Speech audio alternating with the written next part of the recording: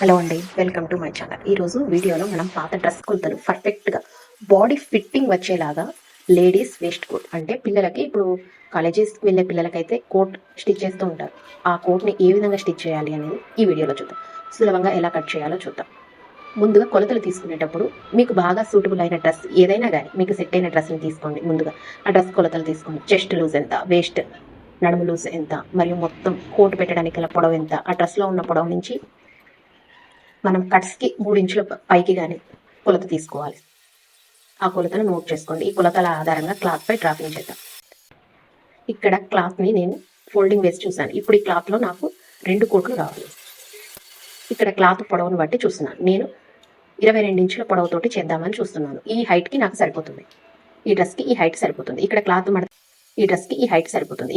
మడత పెట్టే విధానం చూడండి. ముందుగా బటన్ సరిపోతుంది. ఇక్కడ క్లాత్ మడత పెట్టే విధానం చూడండి.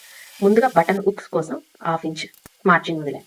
ఆ తర్వాత షోల్డర్, ఆర్మ్ హోల్, రౌండ్, ఛాతీ మరియు నడుము కొలతలను మార్క్ చేసుకుంటున్నాను. కోట్కి పర్ఫెక్ట్ షేప్ రావడానికి ప్రిన్సెస్ కట్ లైన్ను ఆర్మ్ హోల్ నుండి నడుము వైపుకి కరువుగా డ్రా చేశాను. అలాగే కింద వి పాయింట్ షేప్ కూడా ఇచ్చాను. మీరు బాగా గమనించినట్టయితే వి పాయింట్ ఎక్కడ వస్తుంది, ఏ స్టార్టింగ్ ప్లేస్లో వస్తుందో ఒకసారి చూడండి. ఫస్ట్ మనం స్టార్టింగ్ భుజం నుంచి ఎక్కడి నుంచి వచ్చాం, భుజం దగ్గర నుంచి 9 నుంచి 10 అంగుళాల మధ్యలో చెస్ట్ లైన్ వేసుకున్నాం. 14 నుంచి 15 అంగుళాల దగ్గర వి పాయింట్ షేప్ కూడా ఇస్తున్నాము. ఈ వి పాయింట్ షేప్ ప్రిన్సెస్ కట్ కి దీనికి ఎందుకు డిఫరెంట్ అంటే, ప్రిన్సెస్ కట్ లో మనం కరువుగా ఇచ్చేస్తాం. ఇక్కడ దీనికి వి పాయింట్ షేప్ ఇవ్వాలి. ఇది 3D ఎఫెక్ట్ అనమాట. అంటే 3D అంటే ఏం లేదంటే వి షేప్ లో సింబల్ గా నడుము దగ్గర నుంచి కూడా వచ్చి టక్స్ లో కలవాలన్నమాట. మార్క్ చేసే లైన్ ప్రకారం ఫ్రంట్ పార్ట్ మరియు బ్యాక్ పార్ట్లను విడివిడిగా కట్ చేసుకుంటాను. ఫ్రంట్ పార్ట్ ని ముందు మీకు చూపిస్తున్నాను. ఈ ఫ్రంట్ ఆధారంగా బ్యాక్ పార్ట్ కూడా కట్ చేద్దాం. ప్రిన్సెస్ కట్ మధ్యలో డార్క్ వేస్ట్ నుంచి తొలగించి సైడ్ పీసులను వేరు చేసుకుంటూ కటింగ్ పూర్తవుతుంది. ఇప్పుడు బ్యాక్ క్లాత్ మీద వేసి దాన్ని యాస్టీస్గా మార్క్ వేసి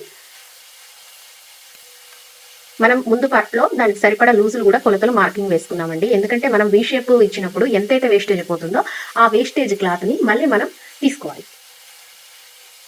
ఖర్చులతో కలిపి తీసుకుంటే మళ్ళీ మనం ఎక్కడ సైడ్ పీస్ జాయింట్ పడకుండా ఉంటుంది.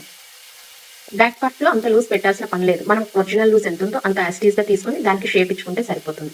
ఫ్రంట్ పార్ట్కి లోతులు తీయట్లేదు, కుట్టేటప్పుడు మాత్రమే ఫ్రంట్ పార్ట్కి లోతులు తీస్తాను. దీనికి నేను ఫ్యూజింగ్ అయితే వేయట్లేదండి.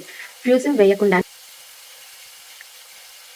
ఈ వీడియో మీకు అర్థమైంది అనుకుంటున్నాను. ఇలాంటి మరిన్ని కటింగ్ వీడియోస్ కోసం మన ఛానల్ని సబ్స్క్రైబ్ చేయండి. నచ్చితే లైక్ చేయండి. ఇంకెక్కడ ఏమైనా డౌట్ ఉంటే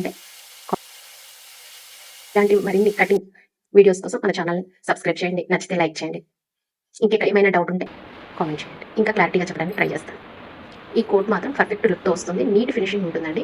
మనకి ప్రొఫెషనల్ లుక్ ఉంటుంది. మామూలుగా వేసుకునే కోట్లకు పిల్లలకి ఏంటంటే అయితే ఇప్పుడు వీటిని ఐరన్ చేసుకుంటూ స్టిచ్ చేసిన తర్వాత ఈ లైన్ వెంబడి స్టిచ్ చేసిన తర్వాత ఐరన్ చేసుకుంటే చాలా నీట్గా ఉంటుంది.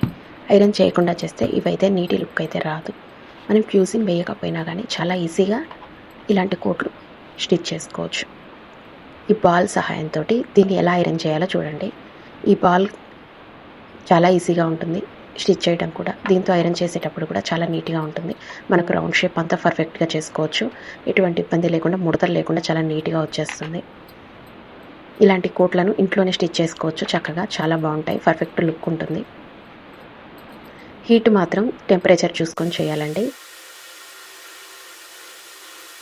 ప్రతిసారి ప్రతి ఫోల్డింగ్కి దాన్ని 2 వైపులా చేయాలి. లోపల వైపు నుంచి పై వైపు నుంచి 2 సార్లు చేస్తేనే నీట్గా ఉంటుంది.